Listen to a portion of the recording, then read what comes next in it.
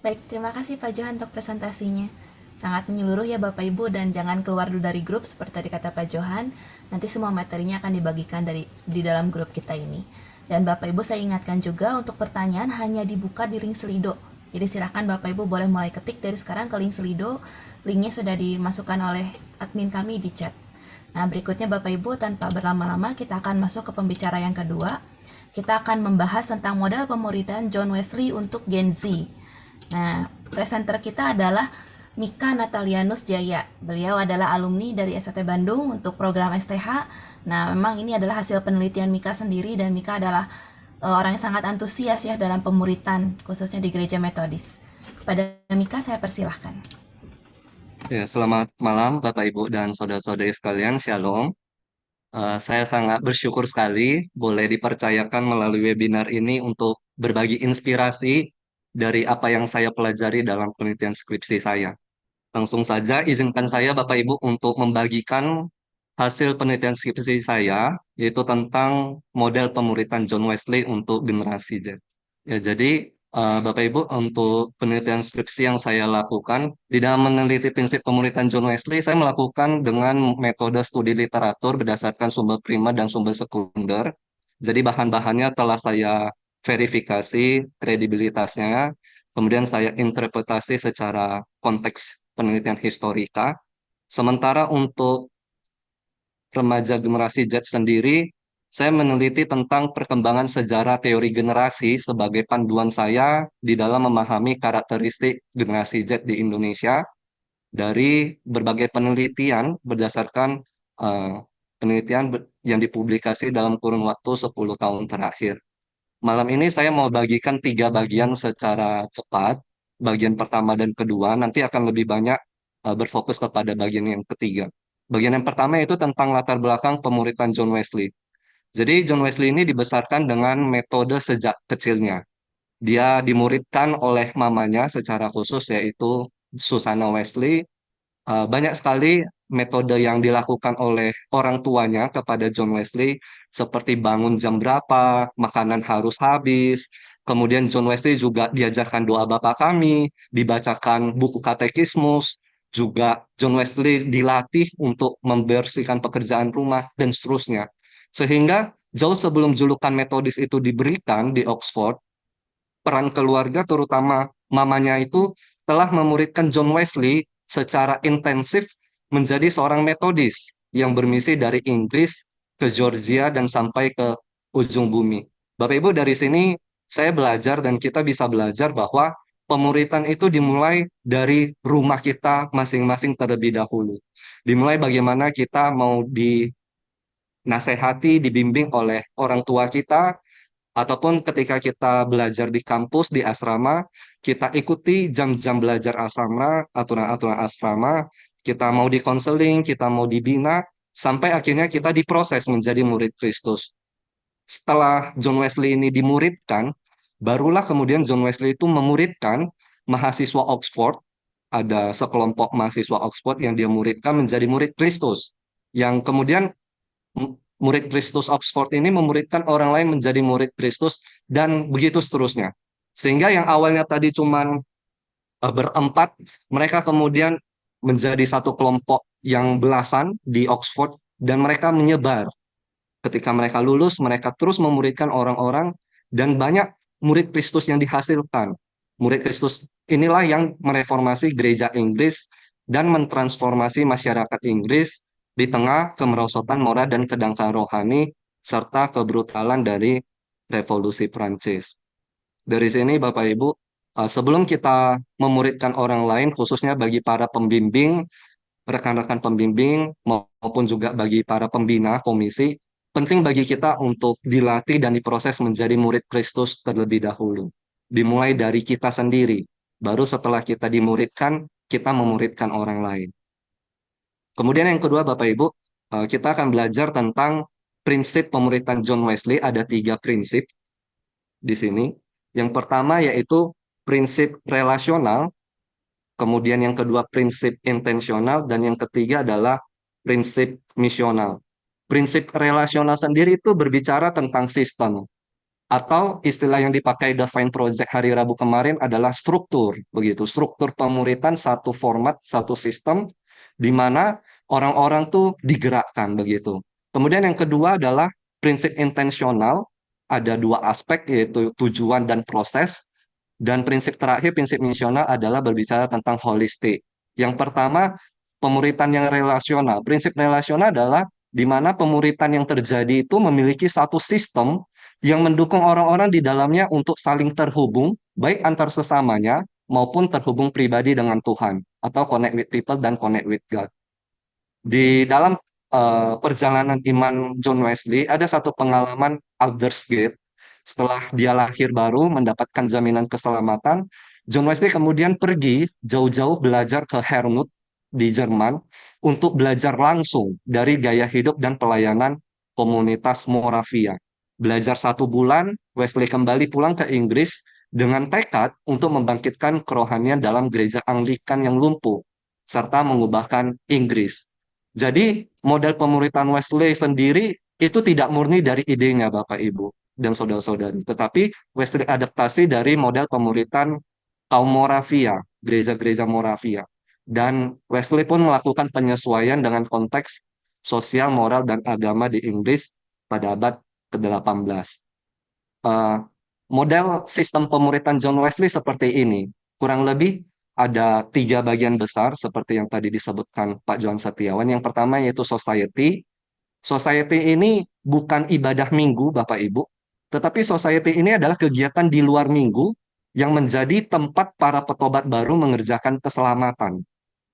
Jadi, ketika John Wesley melakukan penginjilan ke lapangan-lapangan, KKR penginjilan, banyak orang yang bertobat dan memberi dirinya untuk percaya kepada Tuhan. Nah, mereka di follow up, dimasukkan ke dalam sistem society. Di banyak literatur mengatakan di Sabtu malam kegiatannya diadakan. Dan orang-orang society ini, orang-orang yang tergabung di society ini, diwajibkan menjadi anggota jemaat gereja Anglikan dan sakramen, mengikuti sakramen baptisan kudus dan perjamuan kudus. Dan yang ditekankan adalah tentang perubahan kognitif. Di society ini juga tidak ada strata sosial. Bapak Ibu, waktu zaman abad ke-18, gereja Anglikan itu sangat eksklusif sekali. Maksudnya eksklusif apa? Jadi hanya orang-orang tertentu saja yang boleh masuk ke gereja, menginjakkan kaki ke gereja. Harus berpakaian tertentu baru bisa masuk ke gereja. Dan harus punya status sosial tertentu. Sehingga orang miskin, para pekerja buruh, tukang sepatu, tukang jalanan, seperti itu, mereka tidak punya akses untuk masuk ke gereja, atau bahasa kita sekarang, pintu gereja itu tertutup sehingga mereka tidak bisa masuk. Nah, John Wesley membuat sistem ini supaya orang-orang luar bisa masuk ke dalam. Dari society yang ratusan itu jumlahnya, kemudian John Wesley bagi lagi. Jadi satu society itu dibagi ke dalam beberapa kelas meeting, dan satu kelas meeting itu terdiri dari 12 orang dengan syarat 3 kali hadir di society terlebih dahulu. Kalau yang di society itu yang pimpin adalah John Wesley sendiri ataupun pengkhotbah metode sendiri, tetapi di kelas meeting yang pimpin itu adalah jemaat awam. Jadi jemaat awam yang memimpin sesamanya, di mana terjadi pertumbuhan rohani dan kedekatan, membangun connect with people tadi. Jadi yang tadi yang nggak kenal satu sama lain menjadi kenal satu sama lain di dalam kelas meeting. Kemudian dari kelas meeting 12 orang dibentuk lagi, masing-masing dimasukkan lagi ke dalam band. Awalnya terdiri dari 5 sampai 10 orang di tahun 1743 tadi. Tapi kemudian di akhir-akhir John Wesley merubah aturan sistem band menjadi 4 orang maksimal, yaitu dengan catatan harus sama gender, sama usia, sama status, single atau menikah. Mungkin kita sekarang menyebutnya lebih familiar dengan KTB begitu, kelompok tumbuh bersama atau kelompok pemuritan yang 3-4 orang begitu. Disinilah kelompok akuntabilitas pastoral, sifatnya tertutup, rahasia. Nah, kekhususan dari prinsip pemuritan John Wesley adalah di band itu terjadi pengakuan dosa, di mana sangat jarang sekali ada kelompok-kelompok eh, kecil yang menekankan tentang pengakuan dosa atau kekudusan. Nah, kelompok band juga dipimpin oleh salah satu dari 4 orang dalam kelompok yang sudah tergabung dalam select society di sistem berikutnya yang terakhir. Nah, kemudian dari society, class meeting, dan band, ditemukan orang-orang yang bermasalah, masih jatuh bangun ke dalam dosa, mereka itu dipisahkan, Bapak Ibu. Jadi anggota CM tadi dipisahkan, dibentuk ke dalam kelompok yang baru. Jadi mereka nggak boleh hadir di dalam CM itu, tetapi mereka dikeluarkan. Dan ini adalah tanggung jawab dari pemimpin society atau gembala sidang gereja lokal. Di situ terjadi konseling pribadi dan juga konseling kelompok. Nah, inilah select society yang tadi yang saya bilang, di mana anggota society yang setia itu mereka dipercayakan oleh John Wesley untuk tergabung dalam tim kepemimpinan, dalam leadership team. Dan mereka bersama-sama dengan John Wesley paling banyak berkorban. Mereka berkorban waktu, mereka berkorban uang, berkorban tenaga, mereka memimpin CM dan memimpin band. Dan disinilah orang-orang atau pemimpin metodis itulah yang menjadi figur teladan dari orang metodis. Kalau Bapak Ibu penasaran, bisa baca karakteristik orang metodis di link yang sudah saya cantumkan. Inilah prinsip relasional dari pemuritan John Wesley, Bapak Ibu. Eh, tabel gambar di kiri itu adalah gambar model, gambar tabel pemuritan John Wesley. Sebelah kanannya adalah visual secara diagramnya atau secara bagannya. Nah, jadi mode pemuritan sistem pemuritan John Wesley itu ada lima sistem. Di society yang difokuskan itu adalah ibadah atau gerejanya begitu. Jadi yang belum tadinya belum gereja menjadi ke gereja. Kemudian congregation yang difokuskan itu adalah berjemaat, yaitu beribadah kepada Tuhan, mengikuti sakramen, liturgi ibadah begitu.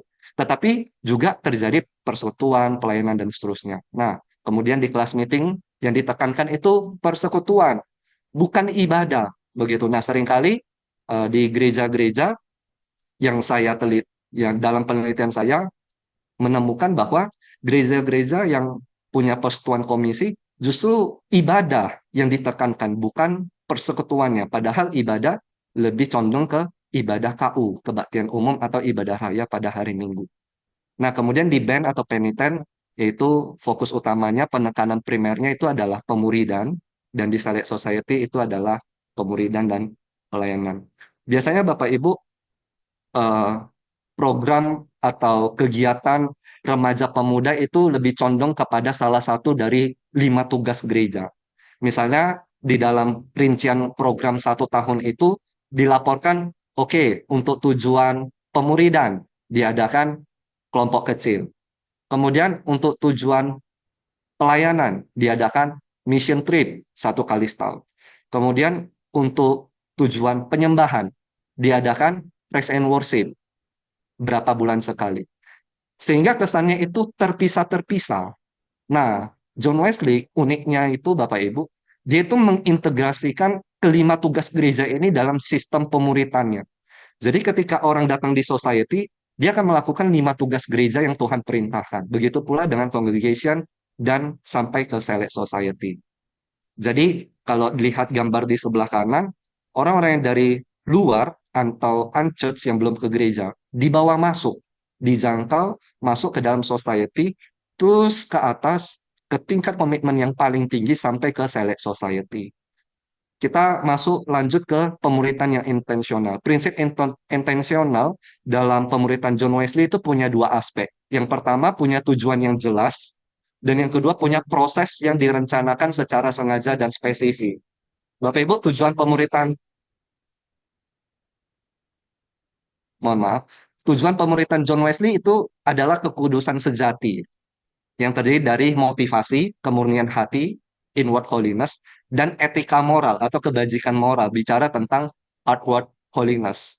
Jadi, ketika berbicara mengenai kekudusan sejati, Wesley menggunakan beberapa istilah seperti kasih sempurna, perfect love, pengudusan seluruhnya, entire sanctification, dan yang paling sering dan juga paling jadi perdebatan adalah kesempurnaan Kristen. John Wesley disalahpahami teologinya, menganggap uh, dia mengajarkan sesuatu yang sesat. Padahal di dalam tulisan-tulisannya, di dalam teologinya, jurnalnya, dia tidak pernah menggunakan istilah kesempurnaan tanpa dosa atau manusia tidak punya dosa sama sekali, sinless perfection.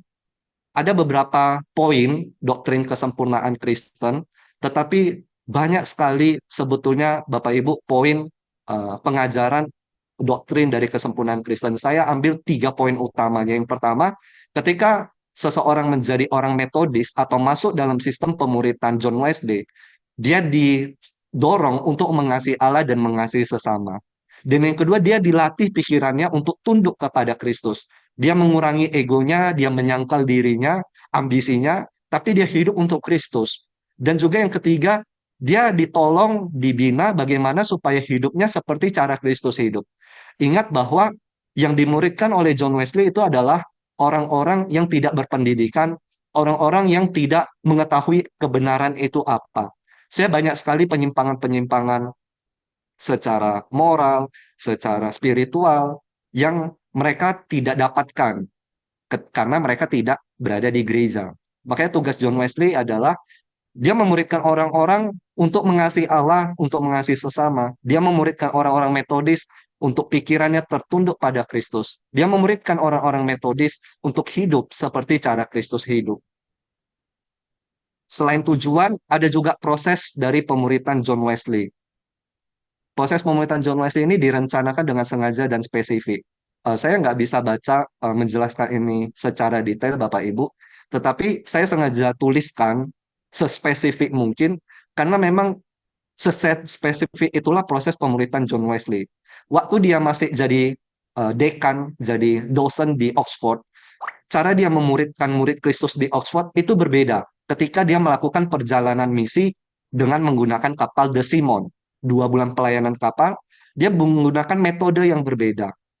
Prosesnya berbeda dengan rekan-rekan misionarisnya, 4 orang bersama dengan berjumpa dengan orang-orang Moravia. Dan juga berbeda ketika dia nyampai sampai ke Amerika Serikat, ke Georgia, menginjili, memuridkan orang-orang India selama 18 bulan, metodenya pun berbeda. Cara proses yang dilakukan pun berbeda. Dan ketika dia kembali dari Amerika Serikat, kembali ke Inggris, dan setelah peristiwa Aldersgate, pengalaman jaminan keselamatan, dia mengalami lahir baru, dia percaya, sungguh-sungguh beriman, hatinya terasa hangat, dia merancang sistem ini, dan inilah proses murid Kristus metodis yang berlangsung dari tahun ke tahun sampai ke gerakan metodis meluas ke berbagai negara. Jadi sebelah kiri lagi-lagi adalah bentuk diagramnya. Nah, sebelah kanan itu adalah bentuk tabelnya, tabel proses pemuritan John Wesley. Dari yang belum bergereja, dibawa masuk, digerakkan ke society. Dari yang sudah society, menuju congregation. Dari congregation menuju class meeting. Dari class meeting menuju band. Dan dari band, itu dipercayakan sebagai pemimpin, yaitu di dalam select society. Kemudian prinsip yang ketiga dari pemuritan John Wesley adalah pemuritan yang misional. Pemuritan John Wesley itu menghasilkan murid Kristus yang bermisi secara holistik. Jadi orang-orang metodis itu didorong untuk menghidupi Injil dalam kehidupan sehari-hari, tetapi mereka juga dilibatkan di dalam misi global Allah bagi dunia. Pemuritan yang dilakukan John Wesley bukan sebatas kurikulum sudah selesai atau enggak, pertemuan kelas 12 pertemuan, bukan. Tetapi John Wesley memuridkan orang-orang terus-menerus di dalam sistem organisasi metodisnya, sehingga tiap-tiap orang dipimpin kepada Christian perfection, dan tiap-tiap orang pun dilibatkan di dalam pelayanan maupun gerakan metodis. Makanya kekudusan hidup murid Kristus Inggris inilah yang menghasilkan misi ke dalam gereja Anglikan karena diisi jemaat metodis yang telah hidup mengasihi Allah, telah dilahirbarukan. Gereja Anglikan pun berubah, mengalami reformasi. Dan juga masyarakat Inggris, seluruh wilayah Inggris terbebas dari revolusi Prancis di mana kejahatan moral itu sangat meluas kemana-mana. Tetapi Inggris terselamatkan dari bahaya itu. Yang menarik Bapak Ibu, ada salah satu anggota Oxford waktu dia kuliah, namanya Morgan. Dia itu berulang kali ngomong kepada Wesley, Wesley, ayo kita bermisi, ayo kita melakukan aksi sosial, apa saja. Ayo kita besuk orang-orang sakit dari rumah ke rumah, mungkin istilah Bapak Ibu, visitasi atau kunjungan jemaat. Yang kedua, ayo kita kunjungi narapidana di penjara. Kita injili tahanan-tahanan yang sudah dihukum mati, yang sudah divonis mati. Kemudian ayo kita rawat janda dan orang-orang miskin. di sekitar gereja, di sekitar rumah, di mana yang kita tahu. Kemudian ayo kita ajak anak-anak calistung, baca, tulis, dan hitung. Lagi-lagi Bapak Ibu, bukan seperti sekarang ya, sekolah pendidikan tuh sudah maju. Zaman abad 18 di Inggris tuh, sekolah pun itu nggak ada. Itu cuma untuk elit para bangsawan, para borjuis. Jadi anak-anak karyawan, anak-anak tukang sepatu, anak-anak tukang sol, anak-anak pedagang, itu tuh mereka nggak punya kesempatan sekolah. Sehingga John Wesley inisiatif atas saran Morgan untuk mengajar gratis anak-anak calistung, mengadakan les gratis, pendidikan gratis, kursus gratis. Kemudian John Wesley menetapkan, ayo kita kumpul uang setiap kali kita pertemuan CM masing-masing, supaya kita bantu anggota Methodist Society yang prasejahtera. Nah, setelah uh, kegerakan metodis berkembang, Wesley kemudian mengembangkan misi, yaitu dengan dia buka rumah persinggahan bagi orang-orang miskin, atau dalam mobilisasi misi menjadi membuka rumah gitu ya, menyediakan rumah ya. Kemudian dia juga mengelola panti asuhan, juga mendirikan toko obat-obatan, atau hari ini metodis biasanya punya rumah sakit metodis, punya sekolah metodis juga begitu. Eh, dari sini Bapak Ibu, kita eh, bisa belajar bahwa sangat butuh sekali di tempat pelayanan kita orang-orang seperti Morgan. Kalau kita adalah pengurus, kita adalah rekan hamba Tuhan di tempat pelayanan, mari kita terus ingatkan yang berotoritas atau pemangku kebijakan stakeholder di tempat pelayanan kita, supaya terus diingatkan, ayo bermisi, ayo melakukan misi Allah, ayo melakukan pelayanan sosial, agar pelayanan di mana kita ada boleh menjadi pelayanan yang misional. Sedikit Bapak Ibu untuk feedback, mungkin 1 menit saja boleh dipikirkan. Apa sih tantangan di dalam memuridkan orang-orang di tempat pelayanan kita masing-masing? Atau apa yang jadi masalah di lapangan yang paling sering kita hadapi ketika melakukan pemuritan, khususnya ketika melakukan pemuritan remaja? Dari penelitian sendiri banyak sekali alasannya Bapak Ibu, jawabannya Bapak Ibu bisa temukan di dalam riset bilangan riset center. Yang pertama, yang paling utama adalah tidak ada waktu untuk bertemu, dan yang jadi masing-masing sibuk, tidak ada waktu untuk bertemu, untuk dimuridkan gitu. Untuk penelitian skripsi saya sendiri, Bapak Ibu, saya menemukan masalahnya, yaitu di mana pelaksanaan pemuritan, khususnya pemuritan remaja, itu tidak dilakukan secara relevan, atau bahasanya sekarang tidak relate, tidak menjawab kebutuhan anak-anak remaja sekarang. Banyak gereja yang melakukan cara pelayanan dari dulu, sekarang, sampai selama-lamanya tidak berubah. Jadi cara melayani gereja 20-30 tahun yang lalu itu masih sama dengan cara gereja melayani 20-30 tahun kemudian, yaitu melayani jemaat sekarang, khususnya remaja sekarang, yaitu remaja generasi Gen Z yang berbeda dengan remaja generasi milenial, beda juga dengan remaja generasi baby boomer begitu. Nah, dalam berbagai penelitian, baik di Amerika Serikat maupun di Indonesia, saya temukan 7 karakteristik.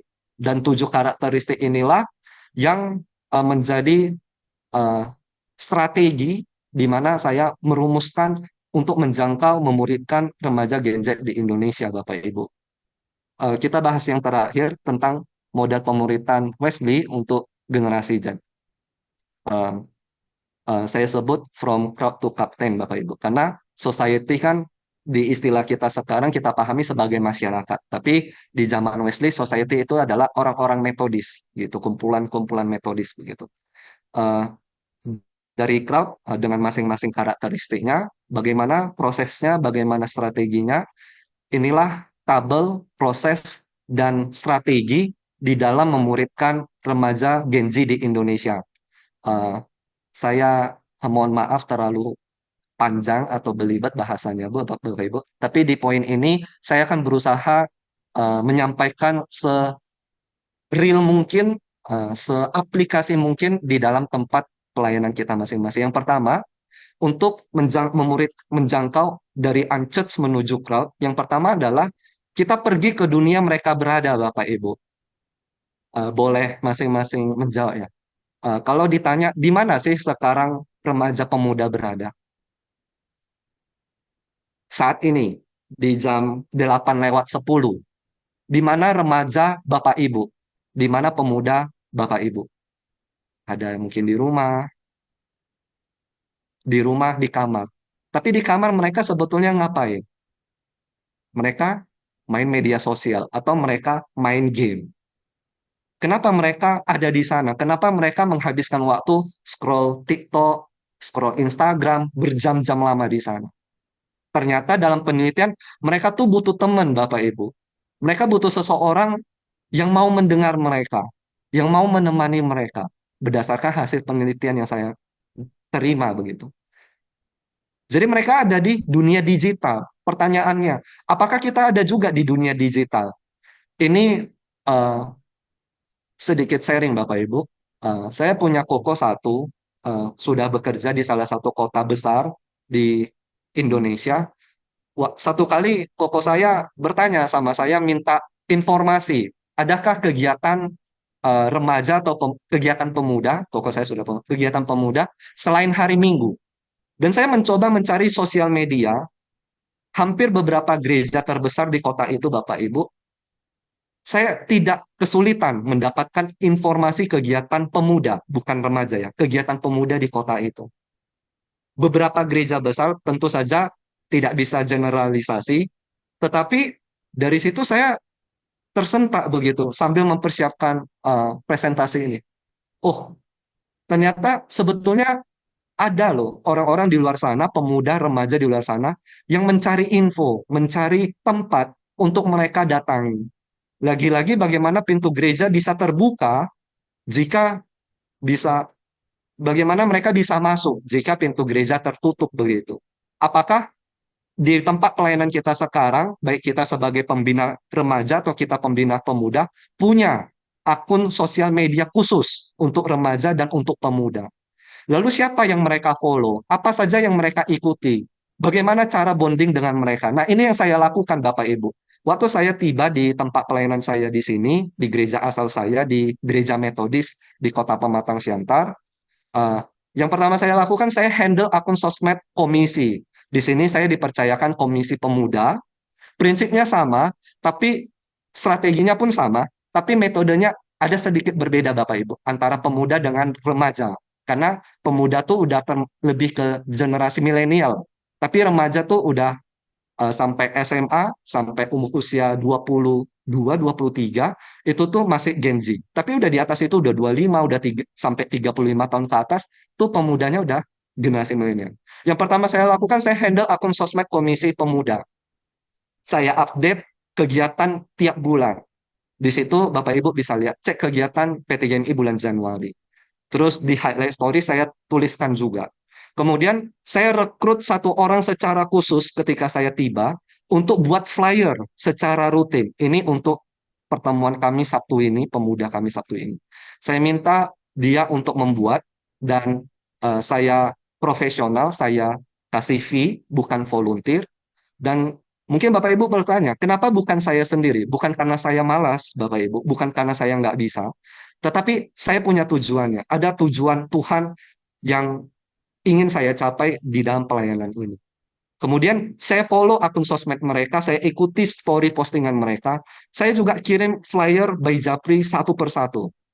Bagi teman-teman pembina Komisi Remaja Pemuda, saya tahu itu capek sekali, harusnya itu tugas pengurus begitu. Tetapi mari kita mengambil tugas itu, kita juga terlibat, kita share info itu. Dan ini satu sukacita juga Bapak Ibu, waktu saya share kepada anak remaja ini, terlihat beda ya. Yang kedua itu WhatsApp, yang ketiga itu Instagram karena Gen Z, Bapak Ibu. Gen Z itu lebih banyak habiskan waktu di Instagram daripada di sosmed lainnya. Saya kirimkan flyer dan puji Tuhan, dia mau datang, keluarganya masih belum percaya, bukan dari keluarga Kristen, dia mau datang ke gereja, ke komisi pemuda begitu, anak SMA. Kemudian saya juga update story setiap kegiatan, saya tag akun Instagram mereka karena ada tujuannya lagi-lagi. Kemudian juga saya sebarkan visi, saya jelaskan what next, what happen next month, apa yang kita lakukan di bulan depan itu kita ngapain aja. Itu akan menarik mereka untuk, oh ternyata saya tuh diundang ya, oh ternyata saya tuh jadi bagian komunitas ini ya. Kemudian yang kedua, strategi kedua adalah ngobrol ke arah kepada Kristus. Metode penginjilan itu beragam sekali, Bapak Ibu pasti tahu, banyak sekali, banyak yang tahu, evangelist explosion dan lain sebagainya. Saya temukan satu yang baik, judul buku Conversational Evangelism oleh Norman Glaser dan David Glaser. Dia mengatakan bahwa penginjilan untuk zaman sekarang bukan lagi penginjilan to the point begitu. Ada kalanya to the point, tetapi ada kalanya step by step. Menaruh satu langkah demi satu langkah membawa mereka kepada Kristus begitu. Jadi kalau misalnya di pelayanan kita hari ini cuma bertemu cuma sekali seminggu di komisi itu, yuk spend more time together dengan mereka. Di luar kegiatan komisi kita, ajak mereka ketemuan bareng. Kalau kita ngobrolnya nggak nyambung sama mereka, ayo kita sharing life together. Yaitu dengan lihat kehidupan mereka di sosial media, mereka masalahnya apa, kebutuhannya apa. Dan yang saya lakukan Bapak Ibu secara rutin, yaitu saya chatting anggota pemuda saya belasan saat ini, satu persatu saya chat mereka, minimal satu kali 1 bulan. Selain di luar info kegiatan komisi ya, jadi saya info chatting mereka setiap Sabtu pagi, ayo datang untuk Sabtu malam. Semua orang dapat. Tapi sebulan sekali saya chatting mereka untuk tanya kabar mereka, ada mau kerinduan didoakan apa, begitu. Kemudian yang ketiga, Bapak Ibu, sadarkan tugas semua orang percaya akan amanat agung Tuhan Yesus. Yang saya lakukan adalah, saya mengajak tim pelayanan yang bertugas hari Sabtu itu untuk sama-sama berdoa, memohon Tuhan tambahkan jiwa-jiwa baru. Saya terinspirasi dari John Wesley yang terus mengandalkan kuasa doa, kuasa Roh Kudus, Holy Spirit dependence. Bagaimana Wesley berdoa waktu di kapal khususnya, dia berdoa, Tuhan tambahkan jiwa-jiwa baru dari para penumpang kapal ini untuk dimuridkan. Saya pun ngajak tim pelayanan untuk sama-sama berdoa. Yang kedua, saya sebarkan visi lagi kepada pengurus komisi, ketua, sekretaris bendahara, dengan cara menjelaskan job desk mereka masing-masing. Saya juga jelaskan framework pelayanan komisi kita mau dibawa kemana, begitu, arahnya kemana, targetnya apa, prosesnya gimana. Dan juga saya berikan pengaruh kepada pimpinan, kepada majelis, dengan mengubah pola pikirnya lewat khotbah, begitu. Karena eh, dalam setiap pesan khotbah, saya percaya eh, saya masih banyak kekurangan dan bukan saya yang bisa mengubahkan, tetapi hanya Tuhan dan firman-Nya yang bisa mengubahkan kehidupan manusia. Jadi lewat khotbah akan mengubah pola pikir. Saya ingat sekali presentasi Pak Johan hari Rabu kemarin, The Fine Project, mengubah pola pikir itu akan menentukan banyak hal, merubah cara pelayanan, merubah eh, budaya pelayanan begitu. Nih, Kak, Yang maaf, kedua, Bapak waktunya Ibu, 3 menit lagi. Menit lagi. oh ya, sih. Dari crowd menuju congregation, strategi pertama desain kegiatan yang kreatif. Permisi tanya bagi rekan-rekan pembina remaja pemuda, bagaimana program bulanan di tempat pelayanan kita? Yang saya dapati di beberapa tempat pelayanan weekend maupun praktek bulanan, praktek tahunan adalah kegiatan komisinya itu ibadah melulu. Misalnya Sabtu ini ibadah, khotbah. Sabtu depannya khotbah. Sabtu depannya lagi khotbah. Sabtu terakhir pun khotbah begitu. Maksudnya kalau mau ibadah melulu, mau ibadah, ajaklah mereka untuk ikut KU, untuk ikut kebaktian umum jemaat dewasa. Karena tujuannya di crowd ini, proses 2 ini adalah agar mereka tuh nyaman, agar mereka tuh merasa, oh ini bagian dari saya. Kemudian, apakah kegiatan remaja pemuda Anda punya tujuan yang jelas? Misalnya Sabtu ini mengadakan kegiatan ini, tujuannya apa? Apa main purpose-nya? Apakah penginjilan atau penyembahan, persekutuan, pemulihan, pelayanan? Ini yang saya lakukan, Bapak Ibu. Saya mendesain kegiatan secara kreatif. Tiap Sabtu pertama, ini untuk konteks pemuda ya, Komisi Pemuda. Tiap Sabtu pertama saya adakan potluck fellowship atau potluck dan movie night. Karena tujuan saya itu menjangkau orang-orang yang tadinya belum ke gereja, mau ke gereja. Nah, untuk konteks yang tersendiri, anak-anak mudanya suka nonton, suka spend time together, suka habiskan waktu ngumpul bareng begitu. Nah, saya fasilitasi dengan, ayo kita nonton bareng, nonton film Kristen bareng, kita makan bareng gitu. Yang kedua, board games, sesuatu yang fun, sesuatu yang menyenangkan. Yang ketiga adalah prayer meeting. Jadi pertemuan Sabtu ketiga itu kami sama-sama doa bareng, kami sama-sama datang kepada Tuhan, mengaku dosa bareng, minta Tuhan bekerja mengubah kami. Kemudian yang keempat baru sermon dan SJD. Selain itu juga ada pelayanan kantin P3M, kantin dan juga eh, PA begitu ya, pendalaman Alkitab. Kemudian puji Tuhannya saya tidak dipermasalahkan oleh pimpinan jemaat saya, Bapak Ibu. Pimpinan jemaat saya mendukung sekali untuk kegiatan. Jadi komisi nggak mesti ibadah. Yang penting bagaimana orang-orang ini semakin bertumbuh. Itu tujuannya. Begitu. Kemudian yang kedua, sampaikan pesan firman Tuhan yang relate untuk mereka. Bagi pembina, apakah tema yang disusun sudah sesuai dengan keadaan mereka? Preach on purpose, berkhotbah dengan tujuan. Bahasanya kontekstual gak dengan bahasa mereka, yaitu bahasa kekinian. Saya dulu selama setahun, Bapak Ibu, bahasa yang saya gunakan untuk khotbah di komisi remaja itu sama dengan di ibadah umum. Tetapi waktu saya merenungkan kembali, saya keliru gitu. Eh, Kemudian ketika saya di sini, saya menyampaikan khotbah dengan bahasa mereka begitu. Jadi seperti Hi kids, terus juga I'm okay, I'm fine, bahasa-bahasa yang mereka dengarkan di TikTok, di Instagram, itu saya pakai sebagai eh, jembatan untuk mereka mengerti. Kemudian cara penyampaiannya pun persuasif, belajar skill komunikasi, didukung support system. Ini yang saya lakukan Bapak Ibu untuk pesan firman Tuhan bulan Januari dan bulan Februari. Di setiap pertemuan, di setiap kegiatan itu ada tujuannya. Sabtu pertama, walaupun itu potluck, tetapi tujuannya adalah ministry service, pelayanan. Jadi masing-masing anggota tuh bawa snacknya masing-masing, bawa minumannya masing-masing, saling melayani satu sama lain. Yang kedua itu fellowship, di mana datang bersekutu. Yang ketiga worship dan seterusnya begitu. Strategi ketiga, libatkan dalam pelayanan mingguan. Yang saya lakukan, saya menjadwal mereka semua anggota untuk pelayanan minimal 1 kali tiap bulan. Mungkin bagi Bapak Ibu yang punya rekan-rekan pembina yang punya remaja pemuda yang banyak bisa dijawab minimal 1 kali tiap 2 bulan. Kemudian saya juga ajak 1-2 orang secara khusus untuk pelayanan kantin P3MI yang diadakan sebelum dan sesudah KU mingguan. Proses ketiga dari congregation menuju community, strategi pertama bangun komunitas otentik. Saya inisiatif buat janjian waktu bertemu sama anggota yang bermasalah. Saya mendengar dari jemaat, dari majelis, ada satu pemuda, ada beberapa pemuda, saya ajak ketemuan.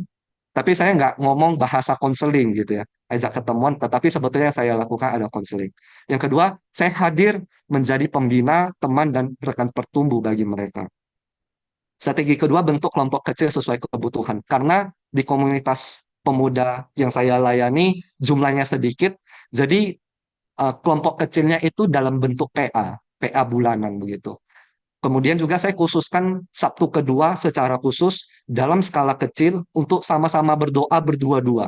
Jadi ada waktu spend 5-10 menit mereka berdua cerita dan mereka berdua berdoa gitu. Jadi partner doanya mereka. Dan saya pastikan anggota di komunitas saya punya teman dekat minimal satu. Jadi mereka datang, mereka punya teman untuk ngobrol sebelum sebelum kegiatan mulai. Waktu kegiatan mulai misalnya games, mereka tuh gak duduk sendiri. Saya pastikan itu, saya kelompokkan mereka, saya arahkan mereka, saya minta teman pengurus khususnya dekati mereka, eh, duduk di samping mereka begitu. Strategi ketiga adalah mentor berperan dalam komunitas. Ada banyak sekali demonstrasi.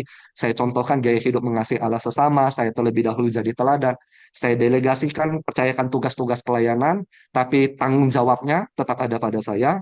Kemudian supervisi, saya dampingi hadir. Ini saya temukan masih banyak, bukan banyak ya, mungkin ada beberapa pembina yang tidak hadir di dalam latihan pelayanan. Misalnya minggu remaja, latihannya hari Kamis. Nah, pembinanya tidak hadir. Itu sangat sayang sekali. Padahal itulah peran mentor, peran pembina di dalam komunitas. Kemudian follow up. Saya follow up, saya tindak lanjuti, saya ngajak mereka pergi ngopi bareng begitu karena pemuda, konteksnya pemuda mereka suka ngopi begitu. Proses keempat dari community menuju core. Eh, Strategi pertama saya bangun rasa percaya satu sama lain. Jadi saya tidak menceritakan kepada pimpinan jemaat ataupun orang tua mereka apa yang mereka ceritakan, Bapak Ibu. Itu mungkin ini saya pelajari di kampus kode etik ya sebagai konselor, tidak menceritakan selain di luar hal-hal yang tidak bisa menjadi terlalu berat begitu ya. Yang kedua, saya berulang kali ingatkan anggota untuk lebih sering mendoakan orang itu daripada menceritakan dosanya. Mika, Karena mohon maaf bisa di wrap up Maaf, karena bisa waktunya di sudah wrap up habis. karena waktunya sudah habis. oh ya, mungkin 1 menit lagi, Ya, Bu baik, Ana. silahkan Mika. Ya, eh, jadi ini yang kedua tekankan identitas baru. Saya kasih kartu komitmen, saya adakan PA. Strategi ketiga bangun gaya hidup pemuritan, disiplin rohani. Saya bangun jejaring misi, dukung dana untuk misionaris, satu misionaris. Saya juga komitmen mendukung dana untuk satu organisasi sosial. Nah ini proses kelima dari core menuju kapten. Motivasi mereka kenapa melayani Tuhan. Jelaskan identitas mereka, mereka diciptakan melayani dan seterusnya. Yang kedua, bantu mereka kembangkan talenta, temukan karunia-karunia roh. Saya rekrut satu orang tadi, Bapak Ibu, yang khusus pelayanan sosial media, dan dia cerita kepada saya, dia sangat bersyukur. Karena lewat pelayanan sosial media, talenta mendesainnya berkembang begitu. Kemudian saya berikan kesempatan lebih sering. Walaupun orang itu bukan bukan nggak bisa begitu, tapi karena tidak terbiasa, khususnya dalam pelayanan WL. Dia tidak terbiasa dengan tempo, dengan chord lagunya. Saya kasih kesempatan lebih sering, bukan di-cut ketika dia tidak bisa, tetapi dilatih sampai bisa. Dan rencana-rencana ke depan ada kegiatan yang uh, direncanakan. Gitu. Yang ketiga, tantang mereka untuk penuhi panggilan Tuhan. Yang saya lakukan adalah setiap persetujuan selesai, saya akhiri dengan doa pengutusan. Saya betul-betul mendoakan mereka. Kedua, saya juga follow up. Ada anggota yang ngomong cerita datang ke saya, terbeban menjadi hamba Tuhan masuk sekolah teologi. Saya follow up terus, saya bantu dia cari beasiswa, saya bantu dia cari STT mana yang sesuai dengan panggilannya, sampai dia konfirmasi. Kemudian saya juga berdoa, percaya Tuhan terus bekerja. Uh, jadi demikian presentasi dari saya, Bapak Ibu. Terima kasih untuk perhatiannya. Oke, baik. Terima kasih Mika.